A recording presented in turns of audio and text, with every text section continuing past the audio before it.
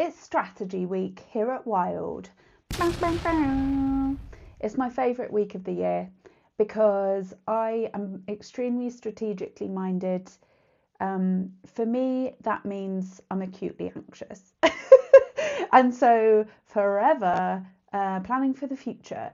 And I focus that thing that I struggle with or deal with every day into something productive. And that's why my career has been marketing for 18 years.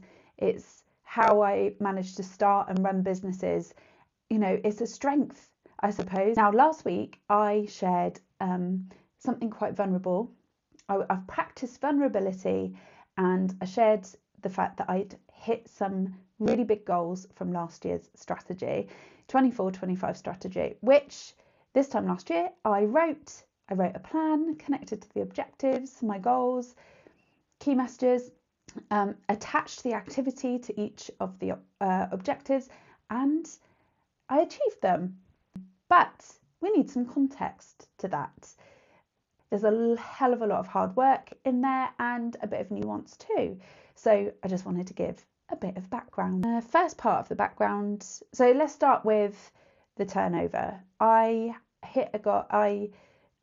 set a goal to hit £79,000 turnover, and I exceeded it. We got close to hitting the VAT threshold, which I didn't want to do because it would have only been for about £500. And in my opinion, it's only worth it if you go over by like 20k past the 90k threshold. So I pulled back a bit. Absolutely nailed the turnover. However, to give a bit of context as to how I reached that turnover, my costs are very, very high running this business. It's funny really, because a lot of people think running a membership is passive income. Passive income doesn't exist. You have to work really, really hard for that passive income. So my costs are really high. So my profit wasn't huge. I managed to pay myself a small amount every month. I think you can look at big turnovers like that and think, oh, they must be rolling in the cash. No, I pay myself £2,000 a month, and there is some in the business. That's how much I pay myself. Thought that would be useful to know.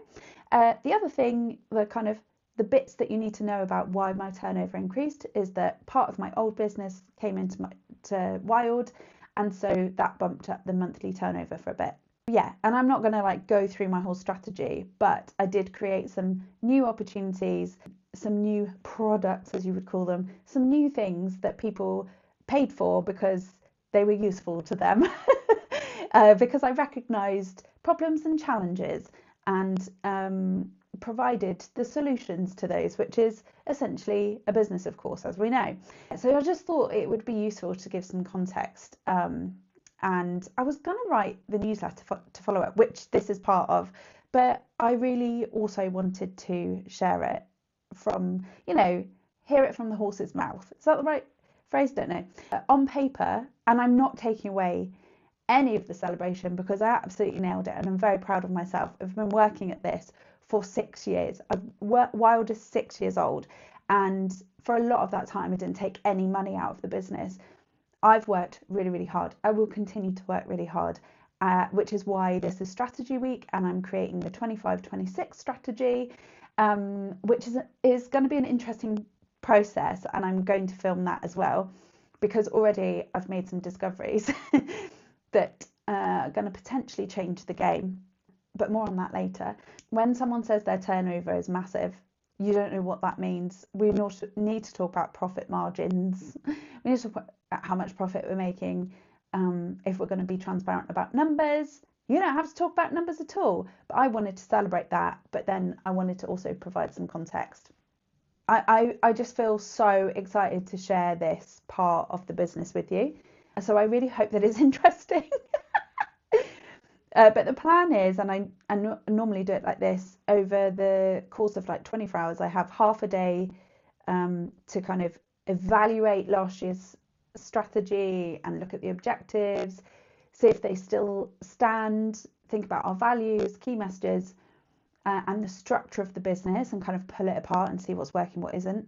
That's the first half day. Then the second half day is where I pull all of that together and match it up with our audiences and create a marketing but also kind of business plan out of that to achieve those goals and objectives. It's the way that my brain works, and so it seems straightforward to me, but I know it's not, which is why I wanted to share the process. That's it. That's all I'm going to talk about today. I just wanted to kind of give a follow up, which again I was going to write about, but wanted to talk to you instead. So please let me know if you've got any questions or would like to know more about my process or numbers. And yeah, can't wait to share more with you. Let's go.